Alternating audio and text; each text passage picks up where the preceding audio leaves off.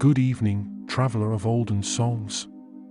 Tonight, our steps follow a path almost erased by time, that of a boy raised among elven halls and secrets whispered beneath the leaves. Long before he wielded the sword of kings, he answered to another name, one as gentle as a breeze, Estel. On this night, you shall discover the hidden youth of the one who would become Aragorn, the lost heir, the wanderer of the wilds, the man of many names. But before he became legend, he was doubt and discovery, shadow and hope. There is a tender silence between these pages, where destiny whispers and the heart learns to wait. If you enjoy stories that flow like a calm river, bringing forth vivid characters, mysteries of Middle-earth, and that comforting touch of fantasy, then this moment belongs to you. Feel free to like the video and subscribe to the channel. Here, each tale is a trail of stars guiding your dreams. For a moment, breathe as if you were wandering through Rivendell at first light. Sense the scent of dew on the red rooftops, the distant sound of pages turning in an ancient library. Between white columns and tapestries embroidered with autumn leaves, a boy watches the steps of an elf, unaware that the world is quietly watching him back.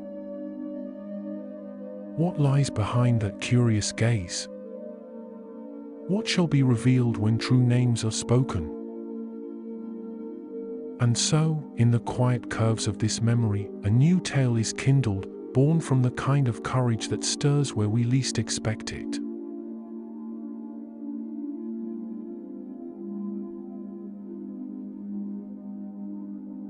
Before men hailed him as king, before the fate of Middle-earth weighed upon his shoulders, there was a time when the Heir of Isildur was merely a child among the immortal.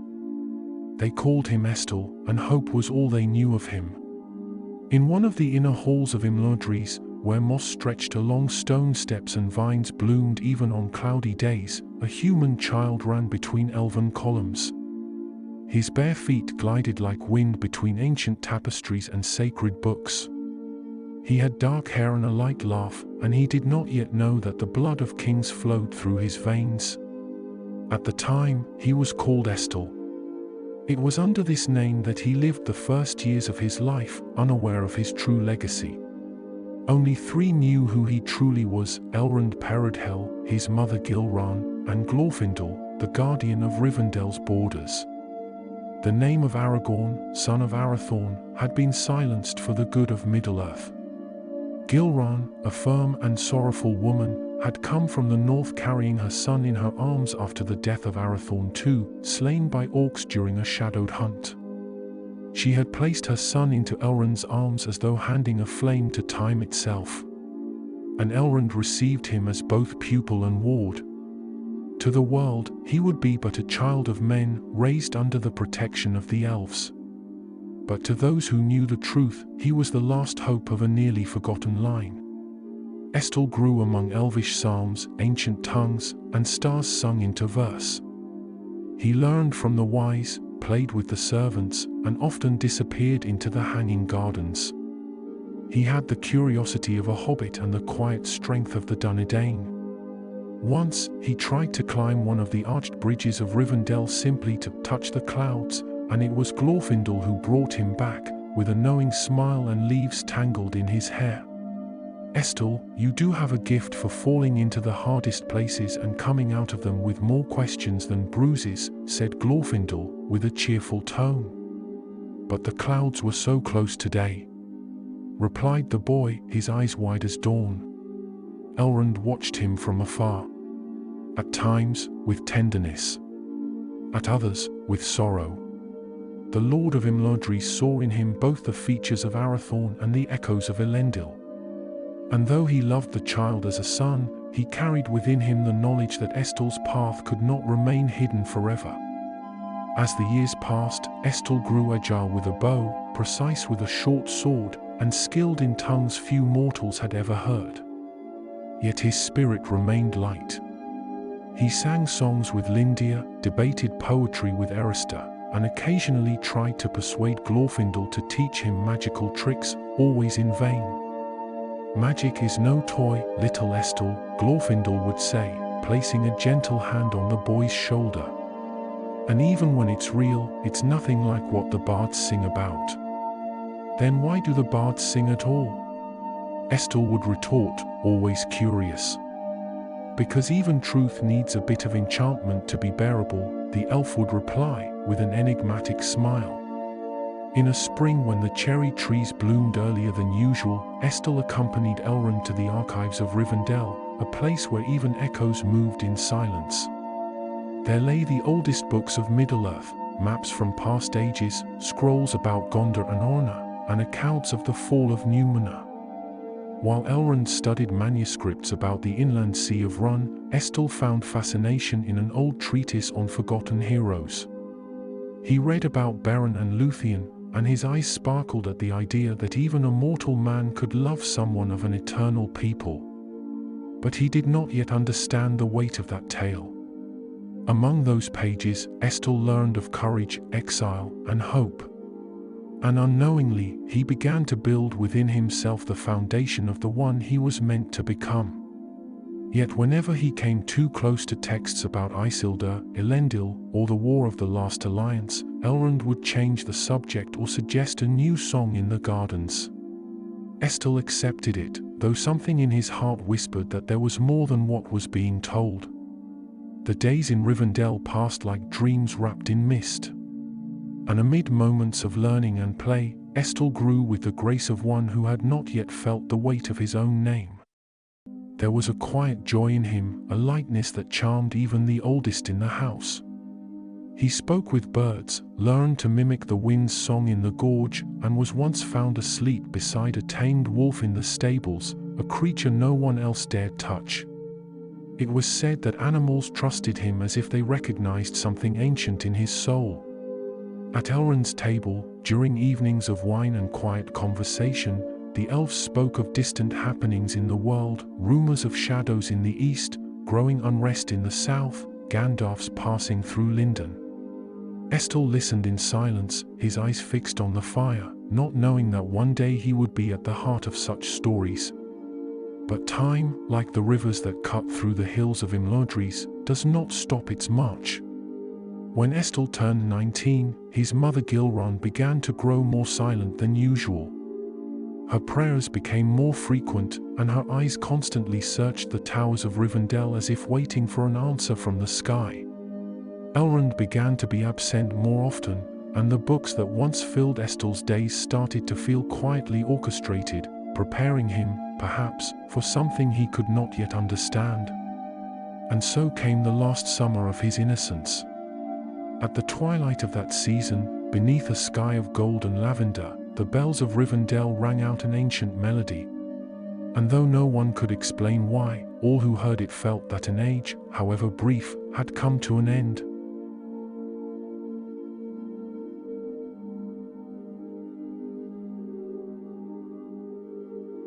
The day came when the roots of truth broke through the soil of silence. And Estel, who until then had been only hope, awoke to the burden of his name and the shadowed gleam of his heritage. Summer cast its final golden light across the pale rooftops of Imladris. A soft glow danced upon the beech leaves, and the breeze carried with it the murmur of ancient songs, those only the elves still remembered by heart. In the western hall of the House of Elrond, the Lord of Rivendell watched the skies in silence. Beside him rested a broken sword, a ring engraved with forgotten runes, and the shadow of a destiny that could no longer be delayed. That afternoon, Estel turned 20. The young man walked between the columns with long strides, more man than boy now, though the curious gleam in his eyes remained. He was skilled with weapons, but wiser than most warriors.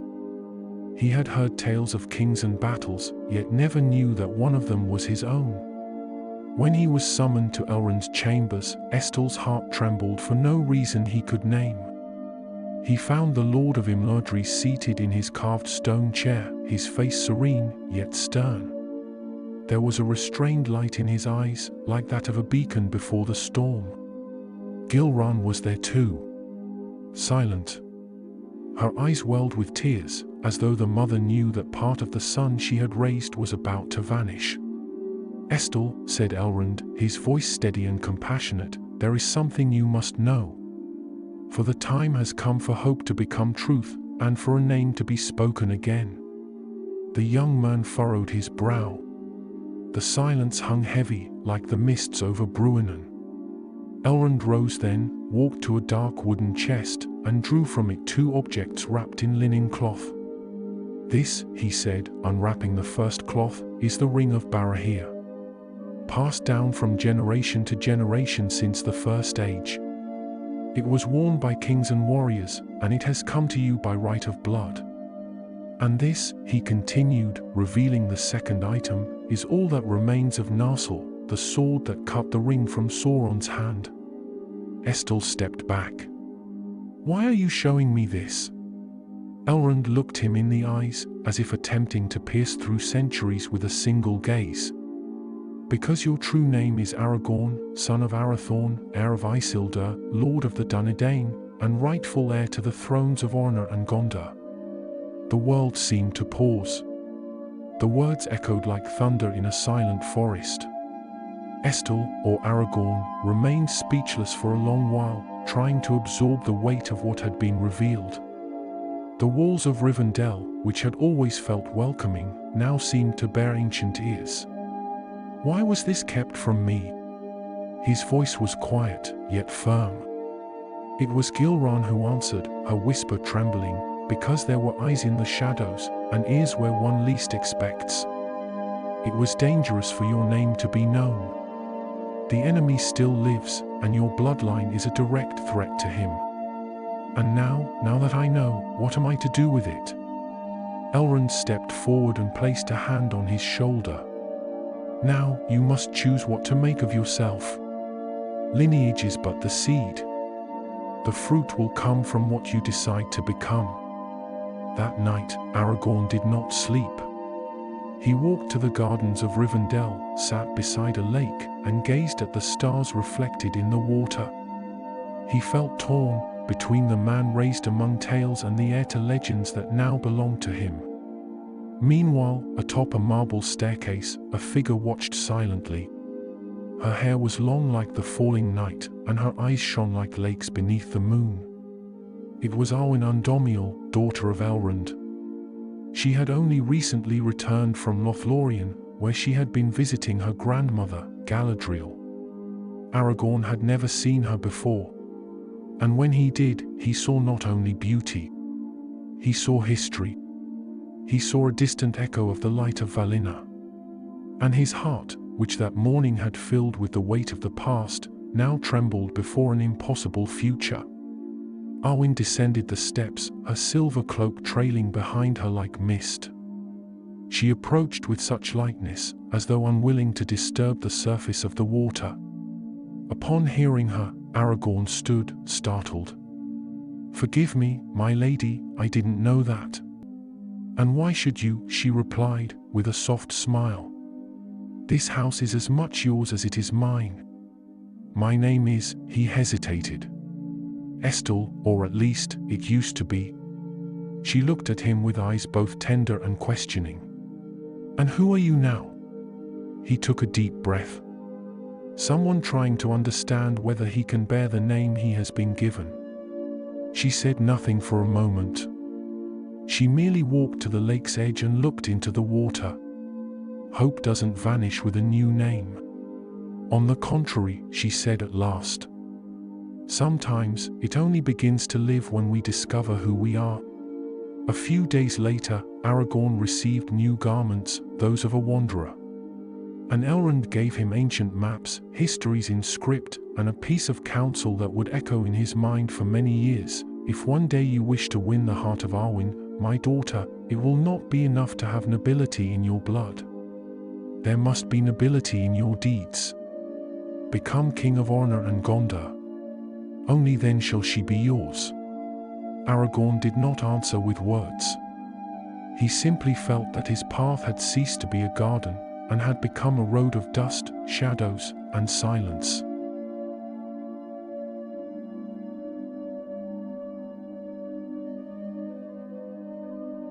He left as Estel, quietly, and along the roads of the world, took on 1,000 faces. But among the winds of Rohan and the tides of Gondor, one name whispered louder than all the rest: Thorongil, the Eagle of the Star. When Aragorn left Rivendell, his steps made no echo in the corridors, and no song marked his departure. The road was solitary, and his journey bore no promise of glory. He carried with him a heritage he did not yet know how to bear. The world beyond the gates of Imladris was vast and uneven. There were kings without wisdom, villages drowned in fear, and shadows stretching from east to west, whispering the memory of the Dark Lord. For many years, Aragorn walked among men and elves, among dwarfs and strangers, hiding his true lineage. He went by many names, and in every place he passed, he was remembered as someone honest, brave, and discreet. But it was in times of war and unrest that he adopted the name by which he would later be feared and revered: Thorongil, Eagle of the Star, in the Old Tongue. A name he chose himself, in part for his love of the heights and the winds, and in part so that none would link him to the blood of Isildur. He arrived in Rohan disguised as a wandering soldier. He was young, but his presence commanded respect. At first, he was met with suspicion by some of the men of the Eartheod, for in times of fear, strangers are rarely welcome. But it took only a single skirmish with raiders from Dunland for his skill with the sword to spread through the halls of Meduseld. King Thorongil, father of Theoden, quickly recognized the worth of that warrior with the deep gaze and measured voice. And Thorongil became both counselor and commander, even while wearing the plain cloak of a squire. It is told that once, upon discovering a group of orcs preparing to ambush travelers near Helm's Deep, Thorongil led a night patrol with only 6 men and returned before dawn without a single casualty. The bodies of the enemy were found at the foot of the hills, and not one of them had time to raise a cry. "Who is this man?" the soldiers would ask. "No one knows for certain," others replied, "but he fights as if fate dances at his blade." After a few years in Rohan, Thorongil left quietly, as was his way. He left as he came, without warning, without farewell. But he left behind a legend, and a void among the ranks of the Rohirrim. Not even Thorongil knew the true reason for his departure. Some say they saw him speaking with Gandalf the Grey at the foot of the steps of Edoras. Others swear that a letter sealed in silver was delivered to the king, and that after reading it, he remained silent for hours. What is known is that shortly after, a man with grey eyes and a weathered traveller's cloak arrived at the gates of Minas Tirith. At that time, Ecthelion II, steward of Gondor, was already aging under the burden of protecting a kingdom without a king. Gondor stood as a sentinel at the edge of storm, threatened by the shadows of Mordor and the winds rising from the south. Thorongil entered the armies of Gondor as a captain. He quickly earned Ecthelion's trust. He was discreet, avoided the high halls, but knew the maps as if he had drawn them himself. He knew the winds of Pelagia, the roots of Harad, the currents of the Anduin, and the signs that came from the east. It was said he would spend hours gazing at the stars or walking silently along the walls of the White City. But not all were pleased with his presence. Denethor, son of Ecthelion and heir to the stewardship, watched the stranger with shadowed eyes. He knew there was wisdom and nobility in that man, and perhaps, in his heart, feared he came from a line that might one day claim the throne his house had long guarded. Even so, Thorongil never questioned Denethor's authority, nor sought honors. He seemed to desire only to fulfill his mission and then vanish. That mission came when word reached the steward of a corsair fleet anchored in Umber, preparing to raid the southern ports. "The strength of Gondor is not enough to destroy such a fleet," said the generals. "Not in open war," replied Thorongil, his eyes steady. "But with a silent strike, perhaps it is." And so, with a handful of men and quiet cunning, he led a night raid from Pelagia, sailing in secret toward the enemy ships. Beneath the dawn mist, he set the corsair vessels aflame and slew the leader of the Haradrim in single combat on the deck. not one of his men fell that night. When he returned, he was received as a hero. The streets filled with song, and Ecthelion offered him a permanent place among Gondor's high lords. But Thorongil declined. "I have done what I set out to do. Nothing more is owed me," he said, with a slight bow of the head. And he departed. No trace was left, save for a letter addressed to Ecthelion, in which he wrote, "My road now turns eastward. For ancient shadows stir, and eyes watch from afar. Let my name remain forgotten, for I did not come seeking glory, but to guard what may still yet bloom." After that, Thorongil vanished. Some saw him near the edges of Mordor, among the ruins of Morannon. Others claimed he walked in disguise along the roads of Harad, learning the paths of the enemy. There were those who said he spoke forgotten tongues, and that even crows changed course when he looked their way. But among those who fought along the borders, his name was whispered like a prayer, Thorongil, the eagle that soared in the sky at the most unlikely hours.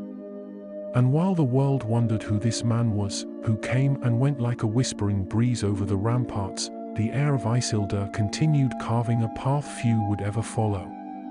His sword was still broken. His name still a secret. But hope had already taken wing.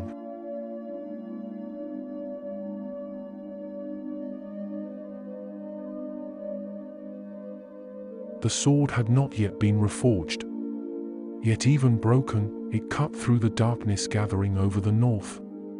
For where there were no walls, there were watchful eyes. Where there was no army, there were unseen sentinels. And at their head walked Aragorn. After years of deeds in distant lands, Aragorn returned to the north, not as a prince, nor a hero, but as a shadow among the trees and a lone figure upon ancient hills. The lands of Eriador, once filled with cities, now slept beneath mists and moss. Arthedain, last of the kingdoms of Orna, had long turned to dust. Only ruins told stories of forgotten kings, and the paths where Elendil's armies once marched were now covered in leaves and silence. But even where all seemed forgotten, watchfulness remained. In those forests, plains, and valleys, the Dunedain of the north kept their vigil. They were few, yet resolute. Guardians without glory, living among the twisted branches of the woods and the edge of the civilized world. They called themselves only the Rangers, but among them, they knew they followed a leader, a descendant of kings. Aragorn returned to them without fanfare, and found them scattered, yet steadfast. In the eyes of those men and women burned the weariness of generations in exile, and a hope that had never dimmed. He took up command again, for it was his by right. And he led as he always had, with his boots in the mud and his eyes fixed on what lay ahead. In those days, the Shire knew peace. The hobbits tilled their fields, held parties under the trees, and celebrated birthdays with more joy than the turning of the seasons. But they did not know that along the unseen borders of their land, mounted men patrolled deep into the night. The Dunedain had guarded the Shire for centuries, but they did so like shadows. And Aragorn was the most faithful shadow of all. On cold mornings, he was seen only by owls and wolves. He watched the roads near Bree, the edges of Chetwood Forest, the banks of the Brandywine. Sometimes, he saved travelers without being seen. Sometimes, he drove back orcs or wolves from the east, sending them fleeing before the hobbits ever sensed there had been danger at all. It is said that a band of hill trolls crossed the northern lands during a harsh winter. Aragorn faced them with only 5 men. They fought among the ruins of an old Honorian tower, where the snow covered traps of stone. By the end of the battle, only 2 of the Dunedain were left standing. And when the final troll fell, Aragorn laid his hand on the ancient wall and whispered in Quenya, "There are still watchers upon the stone walls." In the solitude of those patrols, he thought often of his mother, Gilran. She had spent her final years in Rivendell, watching her son's path from afar. Shortly before her death, she had said to Elrond, He is now what he has always been, hope for our people." Those words echoed in Aragorn's mind in the moments when the weight of his task threatened to crush him. For he knew that hope was a fragile light, and yet, it was all that remained. During this time, Gandalf often traveled the northern roads. He and Aragorn held brief but meaningful meetings, under ancient stars or in forgotten halls. They spoke of rumors from the east, of Sauron's movements, and of a strange unrest that seemed to grow. "Something is stirring," said the wizard, curling his fingers around his pipe. "There's a whisper at the corners of the earth. It feels like the days before the last alliance." "And the Shire?" Aragorn would ask. "It's still safe, for now. But it's a small flame, and the winds grow stronger with every season." At Gandalf's urging, Aragorn intensified his watch. Disguised as a rough traveler or silent hunter, he moved among common folk, gathered information, observed strangers, and charted rumors. It was during this time that he adopted the name that would forever cling to him in inns and on dusty roads: Strider. But not all was silence and wind-whipped solitude. In his wandering, Aragorn also found unexpected friendships, like an old woodcutter in the hills who gave him shelter for a night and told, without knowing to whom he spoke, old legends of Elendil, or a wandering hobbit who claimed to be writing a book about mushrooms and who, by accident, revealed a secret entrance to the ancient tunnels of the kings. There was even a young boy from the Free Peoples who followed him for days, convinced he was a prince in disguise. When Aragorn confronted him, the boy said, "I saw when you touched the stone of the old tower. No common man touches it like that." Aragorn laughed for the first time in weeks. "If I'm a prince, I'm one who walks more than he rules." And he left the boy an old dagger, saying, "Guard your steps. The world isn't as safe as it seems." And so the years passed, without applause, without song. But behind the mists of Eriador, the Northern Watchers kept their flame alive. And Aragorn, though his sword was still broken, was their invisible banner. He did not seek the throne. He did not long for a crown.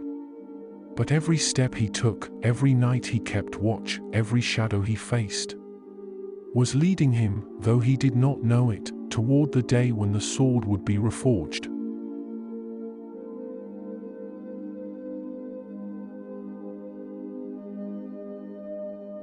Some kings are forged on the battlefield, others under the weight of solitude. But there are those tempered in the quietest fire of all, the fire of loving without possessing.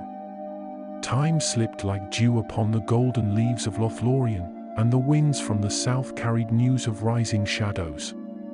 But there, woven between the living threads of the elven trees, there was a suspended moment, almost outside of time, and within it, two destinies intertwined.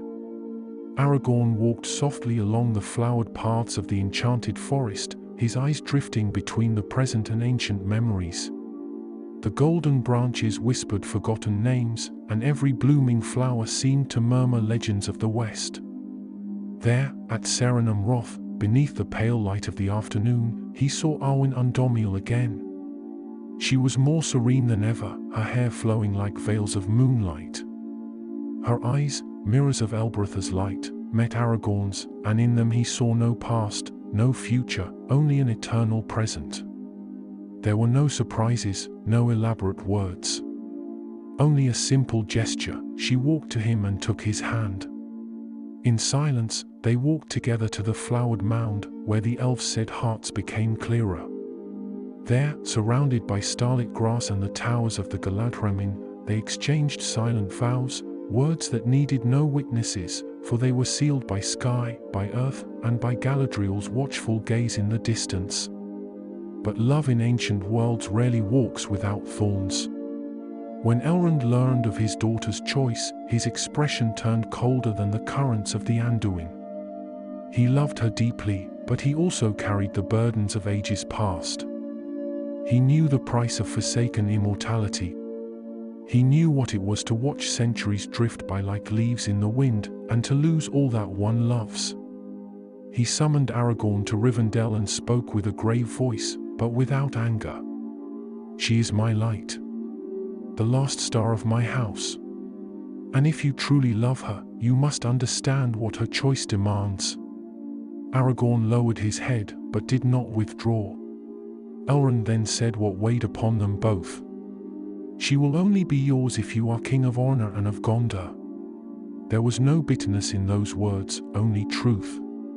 It was a condition not imposed by pride, but born of the need to ensure Arwen's sacrifice would not be in vain. And so, Aragorn departed once more, not just as a warrior or leader of the Dunedain, but as a man divided between two destinies, that of the sword that serves the world, and that of the heart that beats for a distant star. Years of silence and longing followed. He avoided elven lands, stayed away from Rivendell, and kept his distance from any rumor that carried Arwen's name. He knew their love hadn't died, but he also knew it could not yet live. On his long journeys, he crossed wild lands, faced hidden creatures in forgotten forests, climbed unnamed mountains, and spent nights watching over the void. And with every battle, every step, every decision, he asked himself whether he was becoming worthy of the promise he had made. It is said that once, in the dry steppes of Run, he faced alone an ancient spirit that haunted the tomb of Eastern kings. The creature spoke in dead tongues and spat venom from bygone ages. Aragorn fought without glory, and when he defeated it, he took nothing for himself. He only whispered, "A king has no need for buried riches." Yet even in his absence, Arwen did not forget him. In the halls of Lothlorien, she wore deep blue on moonless nights, saying it was in honor of the distant traveler. She sang songs in Elvish tongues, songs of the sea, of hope, and of the burden of loving a man with a fate both lofty and uncertain. Once, Galadriel said to her, "Daughter of the House of Elrond, you are the fairest of those who still walk beneath the stars. You are light in the darkness of the world. Are you certain of what you have chosen?" And Arwen answered with calm eyes, "I have chosen a man who walks with hope as his sword. If he falls, I fall with him. If he reigns, I shall reign by his side. But if he goes alone, still my love will be eternal." In his solitary years, Aragorn returned from time to time to the forgotten hills of Orna. He stood before grass-covered tombs, read names erased by time, and swore in silence that he would not let his lineage fade like dust on the wind. He would sit in the shadow of ancient towers and write verses on scraps of parchment, which the wind soon carried away. One of them read, "There are two thrones in my life. One of stone, which I do not possess, and one of eyes that gaze at me from afar and crown me with love." So time passed. The world turned in silence, as if waiting for something ancient to complete its path. And as Sauron raised his shadow over Middle-earth, and the free peoples began to stir, a man walked the wilds with steady steps and eyes turned toward the east. His heart beat for a star. His soul bore the weight of 1,000 years. And his hope was the unseen thread binding throne and love, sword and flower, destiny and sacrifice.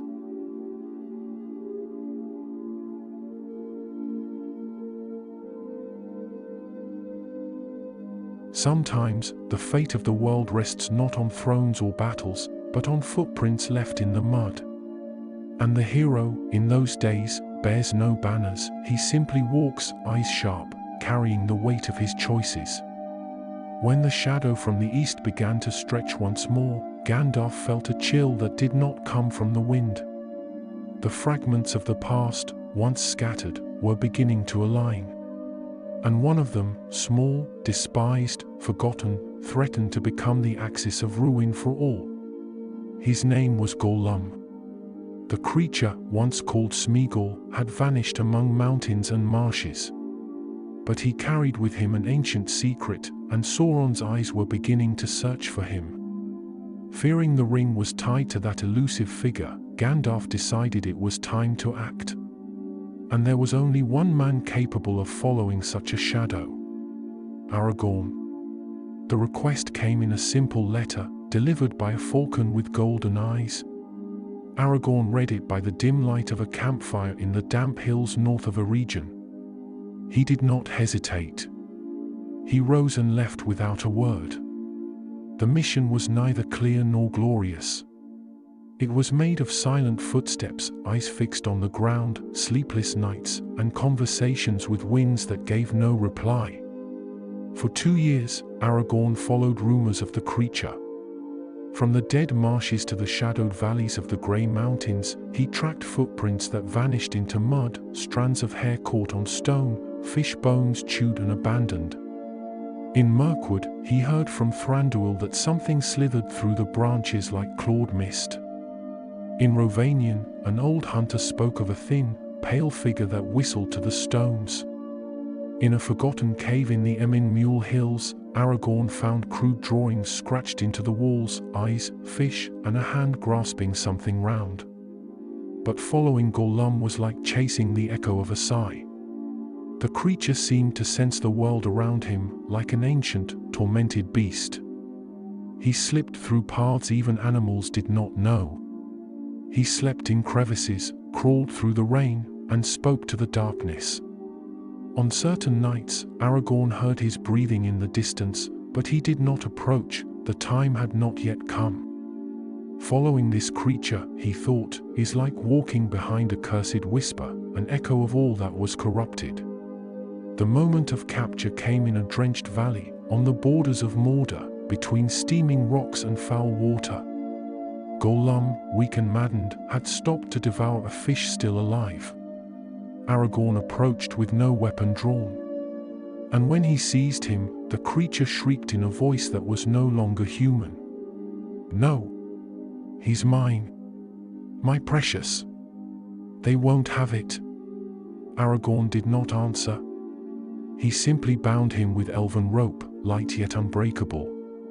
"Gollum," he said, his voice steady, "no matter how far you crawl, your path has crossed something far greater. The return was long and perilous." Gollum spoke without pause, cried, lied, cursed the elves, damned the sun, and at times, whispered things Aragorn would never forget.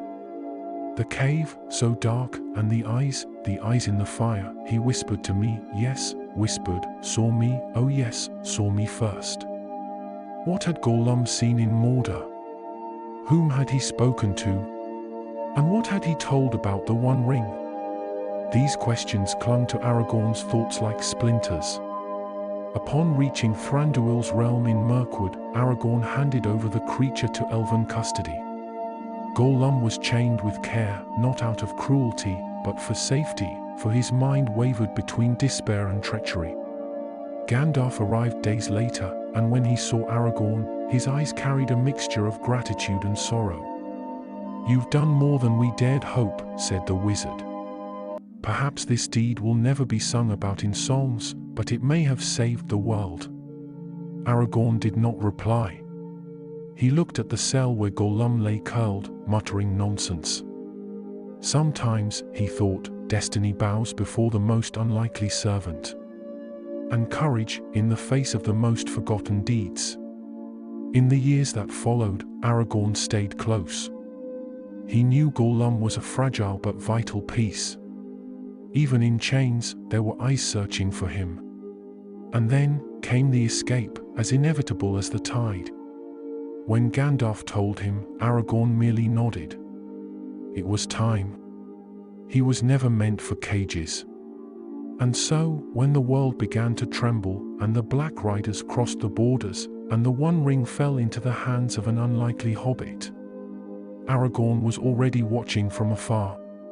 With weary eyes. With a sword still broken. With a name still hidden. But with the certainty that even shadows must be hunted. For sometimes, the victory of good begins with the steps of a lone man. Following crooked footprints. In the mud of a world that has long forgotten what hope truly means.